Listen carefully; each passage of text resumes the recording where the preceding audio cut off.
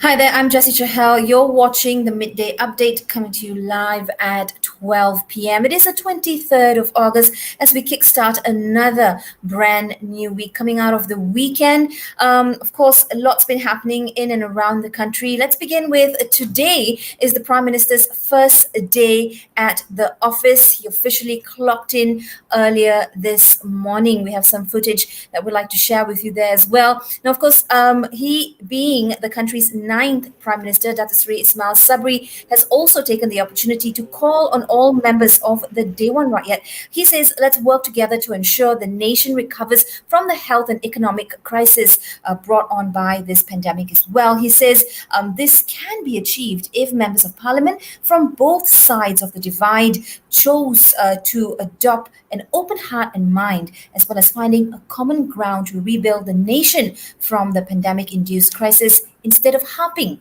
on their differences. So he's starting his first day on that note. Now, in his maiden speech as well, in which he emphasized cooperation across the political divide.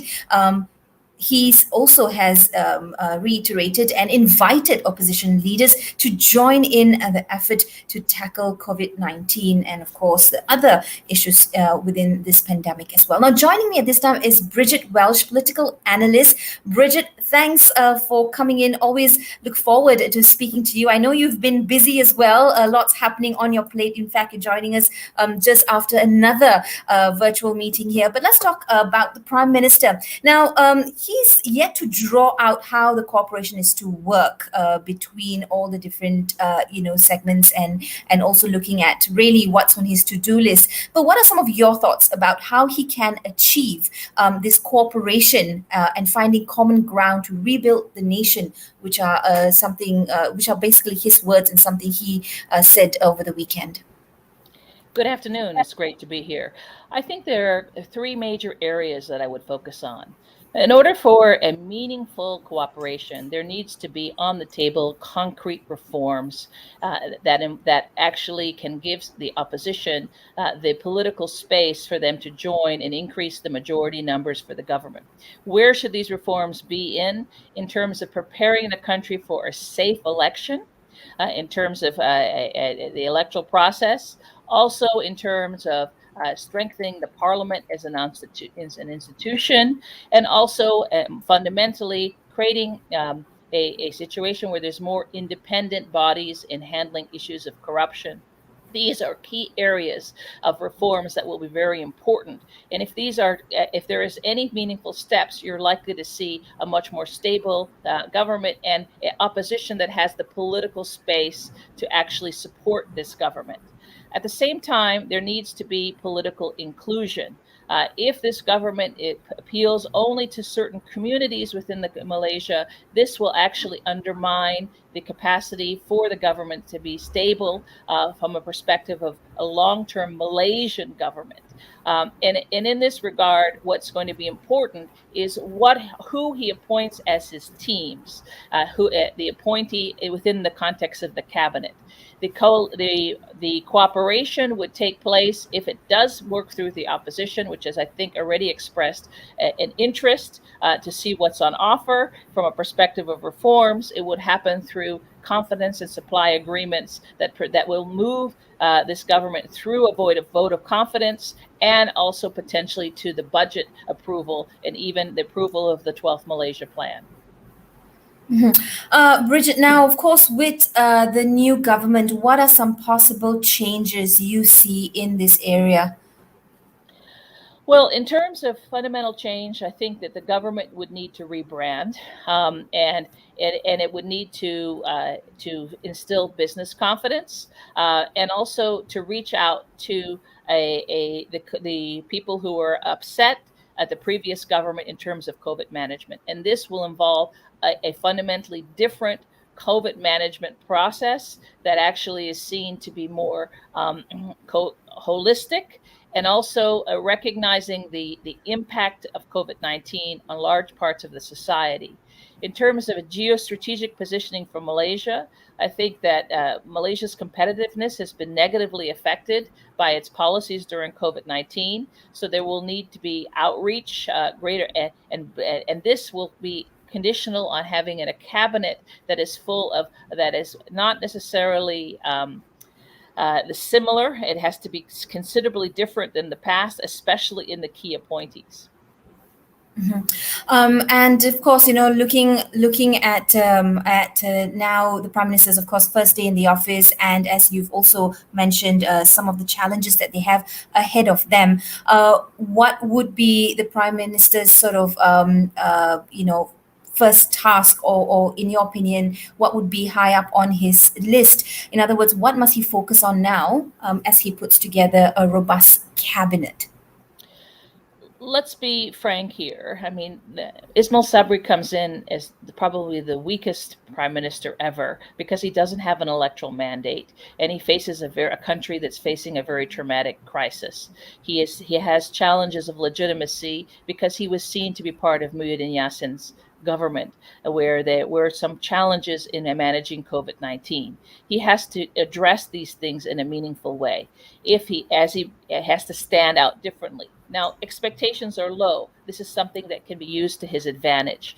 But in terms of the cabinet, he's going to have to handle this very delicately. It is going to be his first major test. He has to manage the issues and dynamics with the relationship with Bersatu, the different factions within UMNO, the relationship with GPS, and also at the same time offer concrete measures of reform, of substantive issues to the opposition, which I believe will likely not take cabinet positions, but will be looking for something that is substantive for their cooperation and their support within Parliament. And I think that these measures in terms of COVID-19 and reforms would have to actually be something that they can appease their political base. Second aspect is that in terms of the international community, it is critical that the appointees in key ministries, finance and health, be seen, and social welfare, seen as competent people in their positions. This challenge is to make sure that the people who actually know what they're doing, and this is not necessary, and have experience in these positions. And finally, there is this issue of rebranding and creating a much more coordinated government. Therefore, in this regard, the cabinet needs to be less people, not seen as accommodating everyone, but actually putting the right people for the right jobs in place. The right people for the right jobs. Bridget, thank you for weighing in there, and we look forward to speaking to you soon. That was Bridget Welsh, political analyst, weighing in on the Prime Minister in terms of some of perhaps his first few challenges or tasks that lies ahead of him. Now, Datuk Seri Ismail Sabri is the 9th Prime Minister, and he has expressed his optimism on the future of the country following the success of Malaysia's COVID-19 vaccination program. Now, according to the Prime Minister, he says, or rather he talks about the future prospect of going back to visiting parents in hometowns, celebrating festivities and traveling locally or domestically, something of course all of us miss. We can't wait to resume. He's also added that youngsters may soon again enjoy recreational activities, return to higher learning institutions, and children too can return to school once again, but of course safely. Now, in the meantime, the TMJ or Tunku Mahkota of Johor, Tunku Ismail Sultan Ibrahim, has summoned the Johor Education Department Director and 779 teachers who have come out to reject COVID-19 vaccination.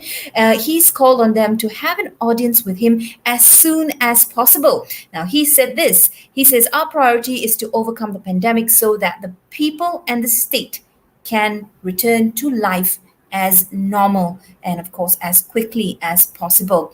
Joining me now is NORDIN Abdullah. NORDIN, it's good to see you again. Of course, we rely a lot on your perspective and perhaps get your point of view on what's going on within the country as well. I get back to the TMJ issue a little bit later, but first I'd like to move into this, NORDIN. In your recent opinion piece, you talked about the need for strategic calm. I like this word. What do you mean by that, and how can this impact perhaps the first 100 days of the Prime Minister's or the new Prime Minister's administration? Exactly. Thank you, Jessy. And it's always a pleasure to be here and always a pleasure to be discussing the key issues with you. What I talk about when we talk about this idea of strategic calm, we've seen too much excitement lately, too much fun, and of course the media and social media have been a buzz.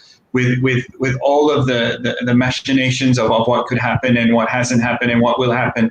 But really, I think it's time for everyone to calm down and start to look at what the future holds and how are we going to design a future, and how will the Prime Minister in this new role that he's taken up design a future for Malaysia in the very near term future, as well as look at developing a plan that will allow for all Malaysians to come out of this COVID-19 pandemic in a safe and economically viable way.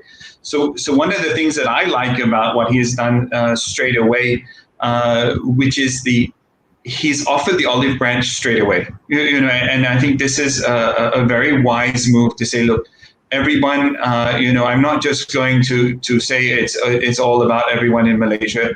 He's actually put the olive branch out there on day one and say, look, opposition and all fractions within any political party, please join the discussion. Please be part of this. May or may not be in the form of a cabinet role, or may not be in the form of official positions, but it will be about joining the National Recovery Plan, being part of that council as well. So I think starting with that as an important first step will actually yield dividends in the near term, as well as the medium and long term starts to roll out. And when I talk about 100 days, we want to think about this 100 days as a test. I know the first test will be actually getting the cabinet together, and really this is a question of talent management. We need to get the best and brightest people on the job, and we need to get them on the job quickly. And I think that is where we're going to see a change. At the same time, I think Dr. Ismail Sabri will benefit from the work that has already been done.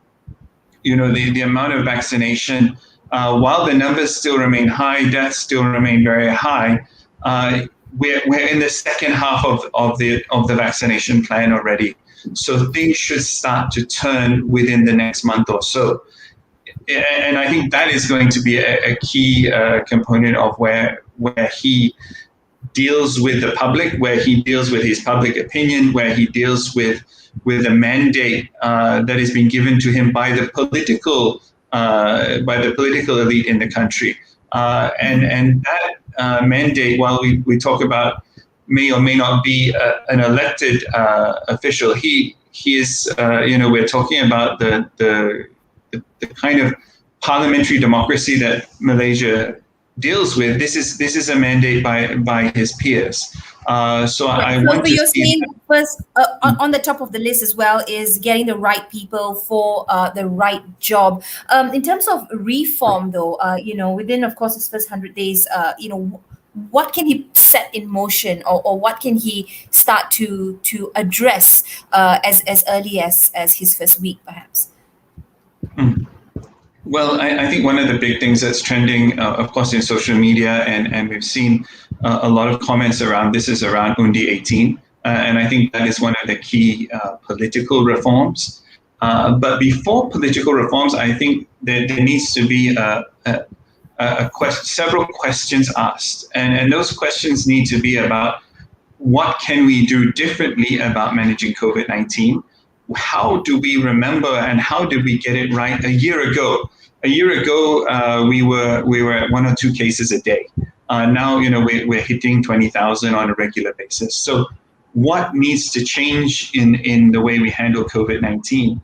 And really, the most important thing, which will be the test of his premiership, will be how will businesses survive? How is the economy going to be kickstarted again? Beyond just, I know you want to say something, beyond just giving out 500 ringgit here and there to different people, because that is only to survive. Now we need to shift gears a little bit. Okay, what do foreign investors feel about all these recent movements in the country, and how will he sort of try to set things right in that direction? I don't have much time, NORDIN, so we'll need to keep it short.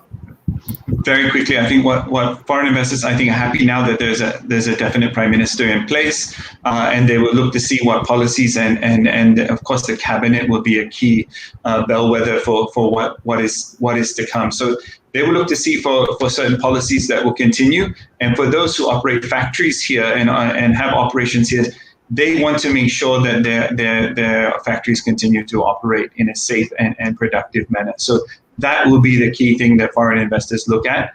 Later on, they will look to see what other reforms come into place. But I think in terms of business reforms, it's about being able to operate. All right, Nordin, the TMJ will be meeting teachers soon. In fact, 779 teachers and the Johor Education Department Director, he has summoned them. Now, they are apparently anti-vaxxers. TMJ says his priority is to overcome the pandemic so that the people can once again, resume normal lives and we can head back to normalcy. Yeah, exactly. So what are your thoughts on this? I wouldn't want to be summoned by His Royal Highness TMJ because it won't be a pleasant experience, I'm sure. But I think what is the reality is that these people have started to buy into an anti-vaxxer narrative, which is really not in Malaysia. It's only started to come about recently. It is a narrative out of the US. It is a narrative out of Western culture. So I'm not sure why there's a concerted bunch of Malaysian, especially Malaysian teachers who play an important role in the society, who have bought into a Western narrative around anti-vaxxing. Of course, we allow everyone to have their own choice and their own ideas, but really I think the science is very clear, and you want people to survive. So I think it should be, I commend His Royal Highness for taking that very important step. And I think it just goes to show how important this is that His Royal Highness has gone and made that decision to summon them to get it right. Thank you, Nordin. We'll speak to you again. That was Nordin Abdullah, crisis management analyst and expert, weighing in on a concept. Strategic calm is what he says the country needs right now as well. Well, we are closing in on Hari Kebangsaan. That's right, Merdeka is just a few days away. In fact, it's next week. And it's never that for us until we hear from our regular, one of our favorites, Tan Sri Lee Lam Tai. He's a social activist and, of course, always joins us to weigh in on the important stuff. Tan Sri, welcome. It's good to see you again. Now, I'd like to continue with, of course, talking about, National Day and unity and a lot of the things that you speak about on a regular basis. But just before we get started, Tan Sri, what would your message be to anti-vaxxers in the country? Well, firstly, thank you for the invitation to speak at this opportunity. Now, my message to all these anti-vaxxers is to ask them to give up their campaign, because it is something that is very illogical. It is something that may be based on the Western narrative, as has been pointed out by NORDIN earlier. Now, it has been proven through medicine and science that vaccination is the most effective way to save lives, to deal with this COVID-19 pandemic. And as far as Malaysia is concerned, I think we have done well so far in terms of revving up the revving up the vaccination campaign. And I think we are moving in the right direction because, very frankly, if you talk about the National Recovery Plan, it will only work if we have to ensure that the vaccination campaign is to be a success and we will be able to achieve herd immunity. So my message to them is, as I said, if they do not want to be vaccinated, it is a separate issue. But there is no need, I think, for them to go around and try to convince other Malaysians that they should not be vaccinated. I think it is not the right thing to do, and it is something which I would feel it is against the interest of the country. And it is something which I hope that they will be able to reconsider and to give up that campaign. All right, Tan Sri, it's the time again, it's come around this time, month of August, we all get more patriotic. We certainly love our country a little bit more. I'm not saying Malaysians don't do it on a regular basis or a daily basis, but of course, there's a lot of excitement in the month of August. It's time also to rekindle the Rukun Negara spirit, Tan Sri. And what should we begin with and what should we focus on this year? Well, as I said, August is a month that I'm always looking forward to because it is such an important an occasion. It is a very historic occasion, I think, for the nation and for the people. So for this year, as we all know, we will be celebrating the 64th anniversary of our nationhood. That is to say that we achieved independence in 1957, and this year we are going to commemorate our 64th anniversary. So when I talk about the need to commemorate our National Independence Day, I think it is an occasion that should bring all Malaysians together. It is very important because the success of our nation depends on all the multiracial people in our country. So as the 31st of August approaches, I think it is time for all Malaysians to get together. And one thing that they can do, as I said, a very simple thing that they do is to fly the flag, is to fly the Jalur Gemilang. Because the Jalur Gemilang is a symbol, the symbol of the nation's unity. And it is an occasion which I believe that the flag should be flown with pride because there's undoubtedly, I think all Malaysians will look back with pride when we achieve independence on the 31st of August 1957. Now, that's right, close to our hearts and in our blood. Tan Sri, I'll just have to jump in here though. It is our 64th year this year, and unity, of course, the big word, and you just mentioned it earlier as well. This is, or rather always seems to be work in progress, Tan Sri. How can we make sure this becomes a prerequisite for what we do and for all that we do? Well, I think the most important thing, since we have just sworn in a new Prime Minister, and very soon there'll be a new cabinet, my point that I wish to emphasize is the fact that this new administration should work towards strengthening national unity in the country. And I think this is very important because unless and until we are able to get the people united, no matter how much we will be able to achieve in terms of the economy, in terms of science and technology, it will not serve any purpose. Because at the end of the day, the test of the nation is to what extent we will be able to bring people together, people of all diverse races. This is the reason why I always emphasize that diversity must never be regarded as a weakness. It must be regarded as a strength, because it is through diversity that we will be able to work towards nation building. So I really hope that the new government, the new administration will really focus its attention, other than COVID, other than making sure that the economy will resume in full. The most other important thing is to look at the issue of unity and nation building. Nation building, Tan Sri.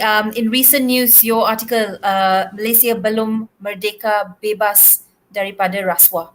Can you please elaborate? Well, of course, that is another issue which I really wanted to talk about because very recently I was invited by the Malay to the media to write something about rasuah or corruption.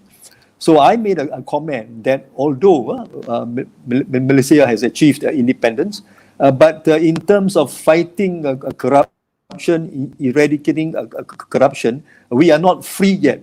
We are still, as I said, shackled by the problem of corruption in the country. And the way I look at it, I think it is something that every Malaysian should be concerned, because unless and until we can fight. I am of the opinion that it is time that must all work to ourselves of corruption. We must, as I said, work towards ensuring that all the people, including the public sector, the private sector, and all Malaysians are completely united in the fight against corruption. Because by fighting corruption, we are in fact, helping to ensure the success of our nation. Thank you very much, Tan Sri, for, of course, sharing your perspective and for flying our country's flag, our Jalur Gemilang high, not just physically, outwardly, but I know in your heart as well. We'll speak to you again, and Selamat Hari Merdeka to you. That was Tan Sri Lee Lamtai, of course, social activist, and he always, tries to remind us of how important it is to stick to the right path. He's also the chairman for Alliance for Safe Community, always reminding us to keep safe as well. Well, without much time left on the clock, my colleagues in the studio are telling me we have to wrap it up. Here's two things I just want to share. The Prime Minister says that in an effort to reduce long-term economic impact of COVID-19, the government will focus on reviving private sectors as well as because they are a driver for economic growth, but also an additional purchase of 6 million doses have been made for COVID-19 vaccines. So things are happening and we are racing towards that milestone and we hope that things will get better. In the meantime, do get vaccinated, wear a mask and save lives. It's also Malaysia Tech Month. This month, in the month of August, Merdeka celebration goes high-tech and you can actually watch all the festivities and the celebration from home. If you need further information, if you want to check it out, log on to www.merdeka360.my. There are programs and competitions that's been organized, and all this can be accessed on the Merdeka 360 portal. I'm Jessy Chahal. Thanks for being with me. I'll see you tomorrow. Bye-bye.